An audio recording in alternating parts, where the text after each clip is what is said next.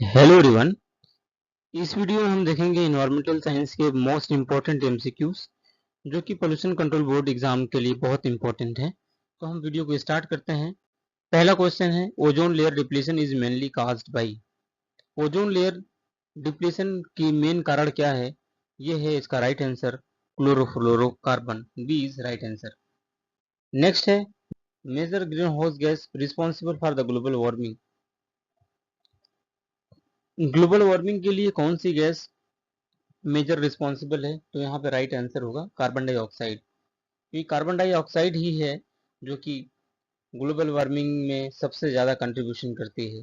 बाकी अगर global warming potential की बात करें तो वो दूसरा होता है, HF6 होता है। लेकिन अगर कंट्रीब्यूशन की बात करें, जो रिस्पॉन्सिबल है यहाँ पे कार्बन डाइऑक्साइड है। तो right answer is C. Next है, बीओडी इंडिकेट्स। बीओडी क्या इंडिकेट करता है? किसी भी वाटर बॉडी में, किसी भी सरफेस वाटर बॉडी में अगर बीओडी ज़्यादा है तो हम बोल सकते हैं कि हमारा ऑर्गेनिक पोल्यूटेंट बहुत ज़्यादा है। तो करेक्ट आंसर ही बी, ऑर्गेनिक पोल्यूशन।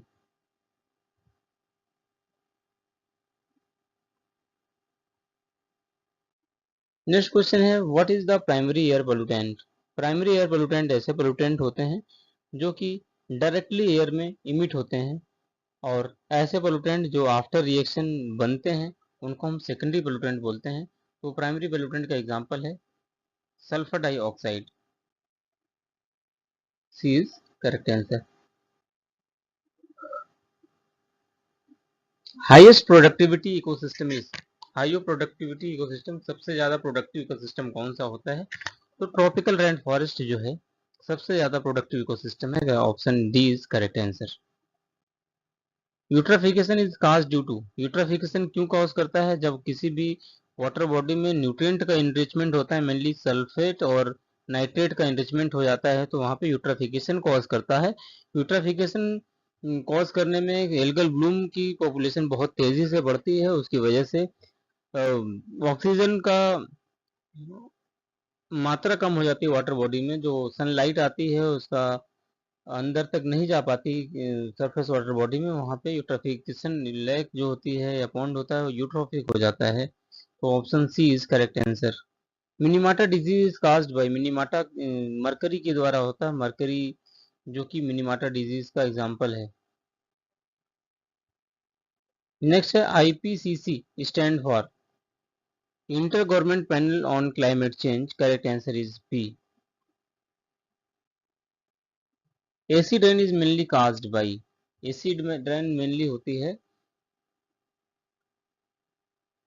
सॉक्स और नॉक्स। जो मेनली एसिड रेन होती है ये होती है, अगर हम बात करें सल्फर कार्बन डाइऑक्साइड भी एक तरीके के एसिडिक नेचर होता है, लेकिन यहाँ पे आंसर है sulphur dioxide.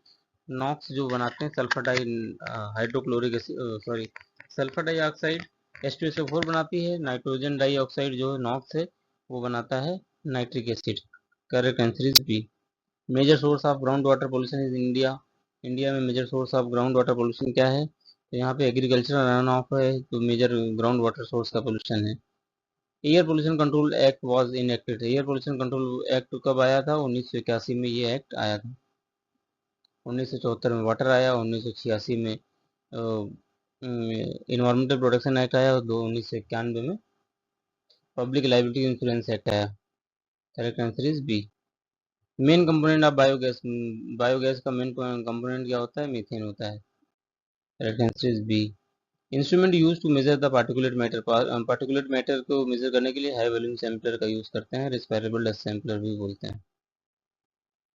Main component of biogas हमने बता चुका है कि मीथेन होता है, ऑलरेडी हो चुका है ये question. Carrying capacity refer to. Carrying capacity जो होती है, मैक्सिमम पॉपुलेशन जो सपोर्टेड होता है वो कैरिंग कैपेसिटी कहलाती है। कितनी पॉपुलेशन मैक्सिमम सपोर्ट कर सकता है। Photochemical smoke is form. Photochemical smoke form होता है ड्यू टू, किसके द्वारा होता है? नॉक्स के द्वारा। नॉक्स जरूर होता है फोटोकेमिकल स्मोक में।